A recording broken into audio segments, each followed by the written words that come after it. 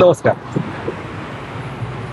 हार्दिक पांड्या व माहिका शर्मा यांच्याकडून राष्ट्रीय जे ध्वज आहे त्याचा अवमान केला गेलेला आहे. नुकतीच T20 वर्ल्ड कप जो जशन चालू होतं, या जशनमध्ये हार्दिक पांड्या असं टपोरीसारखं जो नॅशनल फ्लॅग आहे तो बांधतो, तिच्या गर्लफ्रेंड सोबत खांद्यावर हात ठेवून हसत खेळत एका कोपऱ्यात जातो, गर्लफ्रेंडच्या बाजूला झोपतो आणि विशेष म्हणजे तो स्वतः नॅशनल फ्लॅगवर झोपलेला आहे. रोमॅन्टिक गप्पा हसणं तिचं त्याच्या गर्लफ्रेंड सोबत चालू आहे आणि ही बाब नॅशनल जो फ्लॅग आहे त्याचा अवमान करणारी आहे. नॅशनल फ्लॅग जो कायदा आहे 1971 कलम 2 अनुसार ही बाब चुकीची आहे, ही मला जाणवली. त्यानंतर मी छत्रपती शिवाजीनगर पोलीस स्टेशन या ठिकाणी तक्रार करण्यास गेलो असता सदरील संदर्भात जे काही अधिकारी आहेत त्यांनी बसून माझी चर्चा केली आणि आम्ही निश्चितच याच्यावरती जे काही कायदेशीर आहे ते पाहू आणि तपास करू. तपास केल्यानंतरच आम्ही पुढील कारवाई करू असं त्यांनी मला वचन दिलं. दोष सिद्ध झाल्यानंतर कशा प्रकारे कारवाई होऊ शकते?